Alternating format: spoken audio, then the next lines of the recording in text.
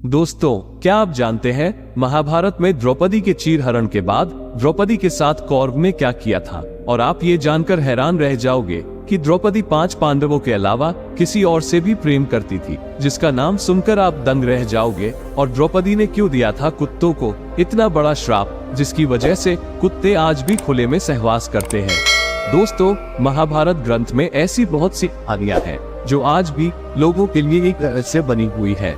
दोस्तों, ऐसी एक कहानी है द्रौपदी की। दोस्तों, महाभारत में सबसे अहम किरदार निभाने वाली द्रौपदी को आप जरूर जानते होंगे। द्रौपदी का ऐसा कौन सा रहस्य था जो महाभारत में छुपाया गया? द्रौपदी के ऐसे कौन से रहस्य थे जो कि दुनिया से और महाभारत में छुपाए गए? दोस्तों, महाभारत की कथा के अनुसार ऐसा बताया जाता है कि द्रौपदी के जन्म से पहले पांचाल देश के राजा द्रुपद और गुरु द्रोणाचार्य के बीच घनघोर दुश्मनी हुआ करती थी, और इन दोनों के बीच युद्ध भी हुआ था, जिसमें द्रोणाचार्य ने अपने शिष्य अर्जुन की मदद से राजा द्रुपद को हार का सामना करवाया था। हालांकि बताया जाता है कि राजा द्रुपद और द्रोणाचार्य के बीच में ये युद्ध राज्य की सीमाओं को लेकर हुआ था, जिसमें गुरु द्रोणाचार्य की तरफ से अर्जुन ने युद्ध करके राजा द्रुपद के आधे राज्य पर कब्जा कर लिया था। अर्जुन से हारने के बाद राजा द्रुपद अपना अपमान सहन नहीं कर पाया और उन्होंने गुरु द्रोणाचार्य से बदला लेने के लिए एक पुत्रेष्टि यज्ञ किया, जिसकी अग्नि से राजा द्रुपद को धृष्टद्युम्न नाम का एक पुत्र तो प्राप्त हुआ। इसी के साथ साथ उन्हें कमल नेत्रों जैसी एक सुंदर कन्या भी पुत्री के रूप में मिली, जिसका नाम द्रौपदी रखा गया। दोस्तों, द्रौपदी के यज्ञ की अग्नि से प्रकट होने के बाद एक आकाशवाणी हुई, जिसमें ये बताया गया कि द्रौपदी का जन्म पूरे आर्यव्रत में धर्म की पुनर्स्थापना के लिए हुआ है। दोस्तों, ये तो हम सबको पता है कि महाभारत में द्रौपदी को 5 पुरुषों से विवाह करना पड़ा था, लेकिन दोस्तों, आखिर ऐसा हुआ क्यों था? तो हम आपको बता दें कि राजा द्रुपद ने द्रौपदी के स्वयंवर का आयोजन किया। उस समय 5 पांडव युधिष्ठिर, अर्जुन, भीम, नकुल और सहदेव सभी वनवास काट रहे थे। 5 पांडव अपनी माता कुंती के लिए भोजन की तलाश कर रहे थे, तो उन्होंने देखा कि उनके सामने के महल में एक सुंदर स्त्री यानी द्रौपदी का स्वयंवर हो रहा है। 5 पांडव इस स्वयंवर में गए और उनमें से अर्जुन ने स्वयंवर की शर्त को पूरा करके द्रौपदी को जीत लिया और अपने 4 भाइयों के साथ द्रौपदी को अपनी माता कुंती के पास ले आए। 5 पांडव द्रौपदी को जैसे अपनी माता कुंती के पास ले गए तो उन्होंने माता कुंती से कहा कि माँ देखो, आज हम आपके लिए क्या तोहफा लाए हैं। लेकिन माता कुंती ने बिना मुड़कर देखे अपने सभी पुत्रों से कह दिया कि तुम जो भी लाए हो आपस में बराबर बराबर बांट लो। जब सभी पांडव भाई ने यह बात सुनी तो वो काफी हैरान हो गए, लेकिन उसके बाद उन सभी ने अपनी माता के इस आज्ञा को मानकर दिव्य द्रौपदी से विवाह कर लिया। दोस्तों, आपको बता दें कि जब 5 पांडव की माता कुंती ने सभी को द्रौपदी से विवाह करने को कहा था, तो शुरुआत में द्रौपदी 5 पांडव से विवाह करने के लिए नहीं मानी, लेकिन कुछ समय के बाद उन्होंने 5 पांडवों से विवाह करने के लिए एक शर्त रखी, जिसके मुताबिक ये बताया जाता है कि उन्होंने 5 पांडव से ये कहा कि मैं आप सभी से विवाह करने को तैयार हूँ, लेकिन आप 5 में से कोई भी किसी अन्य स्त्री को अपनी पत्नी के रूप में कभी भी इंद्रप्रस्थ नहीं लाएगा, यानी कि वो कभी भी अपनी गृहस्थी को किसी दूसरी महिला के साथ साझा नहीं करेगा।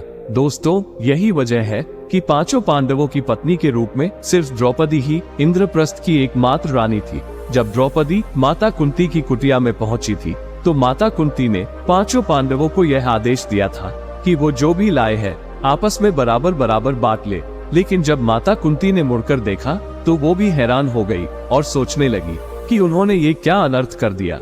अपनी बेटी समान बहू को 5 पुरुषों के साथ विवाह करने के लिए मजबूर कर दिया। ऐसे में कुंती को दुखी देख श्री कृष्ण ने उन्हें समझाया कि यह सब तो द्रौपदी के पिछले जन्म की तपस्या का फल है। कहा जाता है कि द्रौपदी पिछले जन्म में एक साधु की बेटी थी और उनका विवाह नहीं हो पा रहा था। अपने विवाह के लिए द्रौपदी ने भगवान शिव की घोर तपस्या की थी और उनसे वरदान मांगा था कि उन्हें 5 गुणों वाला पति चाहिए, लेकिन 5 गुण किसी एक में मौजूद होना संभव नहीं था, जिसके चलते द्रौपदी को अगले जन्म में 5 पतियों का सुख प्राप्त हुआ। दोस्तों, महाभारत के दौरान द्रौपदी ने बताया था कि एक पतिव्रता स्त्री में कौन कौन से लक्षण होने चाहिए।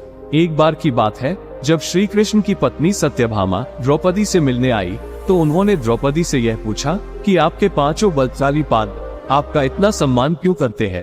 तब द्रौपदी ने सत्यभामा को जवाब देते हुए कहा कि मैं अहंकार और क्रोध से बिल्कुल परे हूँ और मैं केवल अपने पतियों की खुशी में ही खुश रहना पसंद करती हूँ। मैंने जब से पांचों पांडवों के साथ विवाह किया है तब से मैं किसी भी अन्य पुरुष को देखकर आकर्षित नहीं होती और मेरा तन मन सब कुछ पांडवों का ही हो चुका है। जब युधिष्ठिर ने अपनी पत्नी द्रौपदी को जुए में दांव पर लगा दिया था, इसके बावजूद भी द्रौपदी ने अपने धर्म का पालन करना नहीं छोड़ा। दोस्तों, महाभारत के अनुसार ऐसा बताया जाता है कि महर्षि वेद व्यास ने द्रौपदी का विवाह पांचों पांडवों से करवाया था, तो उन्होंने इसके साथ साथ द्रौपदी को एक वरदान दिया था। जब भी वह पांचों पांडव भाइयों में से किसी एक के बाद दूसरे के पास जाएगी तो उनका कुंवारापन उनके पास वापस आ जाएगा। दोस्तों, महाभारत में ऐसा बताया जाता है कि द्रौपदी जब पांचों पांडवों से विवाह करने के बाद अपने निवास स्थान आई थी तो उन्होंने पांचों पांडवों से ये कहा था कि वो एक समय में केवल एक पांडव के साथ ही निवास करेगी। अगर कोई इस नियम को तोड़ेगा तो उसे वनवास में रहकर कठोर ब्रह्मचर्य का पालन करना पड़ेगा। तभी एक बार की बात है, युधिष्ठिर अपने कमरे में द्रौपदी के साथ संभोग कर रहे थे और उनकी चप्पलें बाहर पड़ी हुई थी, लेकिन कहीं से कुत्ता आया और युधिष्ठिर की चप्पलों को उठाकर ले गया। उसी समय अर्जुन द्रौपदी के कमरे की तरफ आ रहे थे। जब अर्जुन ने कमरे के बाहर चप्पलें नहीं देखी तो उन्हें ऐसा लगा कि द्रौपदी के साथ कमरे में कोई भी नहीं है और वो कमरे के अंदर चले गए। अर्जुन ने अंदर जाते हुए देखा कि द्रौपदी और युधिष्ठिर दोनों आनंद में खोए हुए थे। जब उन दोनों ने भी अर्जुन को देखा तब अर्जुन द्रौपदी के नियम को तोड़ चुके थे और सजा के मुताबिक अर्जुन को वनवास काटना पड़ा था।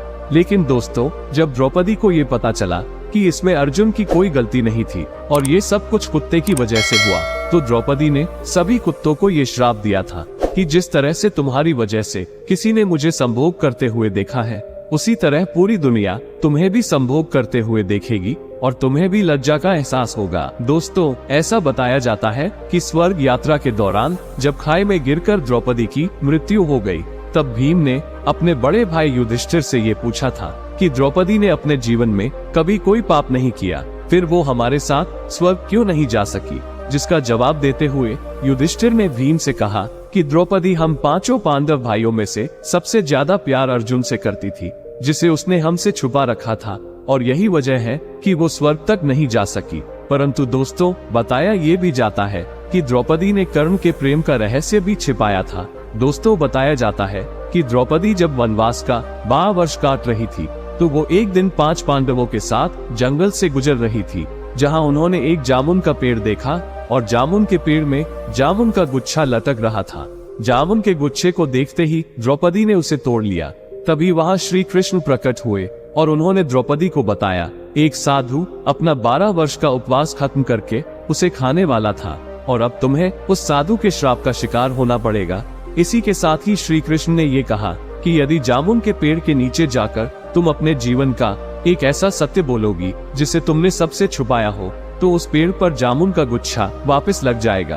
पांचों पांडव के एक बार सत्य बोलने के बाद जब द्रौपदी की बारी आई तो उन्होंने श्री कृष्ण को बताया कि मेरे पांचों पति मेरी ज्ञानेंद्रियों के समान है, लेकिन इतना शिक्षित होने के बावजूद भी मेरी वजह से मेरे पतियों को कितना कष्ट सहना पड़ा। जब ये सुनने के बाद भी जामुन के पेड़ पर वापस जामुन नहीं लगे तो कृष्ण ने द्रौपदी से कहा कि तुम अभी भी कुछ छुपा रही हो। तब द्रौपदी ने पांचों पांडवों और श्री कृष्ण को ये बताया कि जब मेरा विवाह नहीं हुआ था तब पांचों पांडवों के अलावा एक ऐसा पुरुष भी था जिससे मैं पांचों पांडवों से भी अधिक प्रेम करती थी, और वो पुरुष कोई और नहीं था बल्कि अंगराज कर्ण था। केवल एक सूत पुत्र होने की वजह से मैंने उनसे विवाह नहीं किया। द्रौपदी का ये सच सुनते ही पांचों पांडव काफी हैरान रह गए और श्री कृष्ण के वादे के अनुसार जामुन का गुच्छा वापस पेड़ पर लग गया।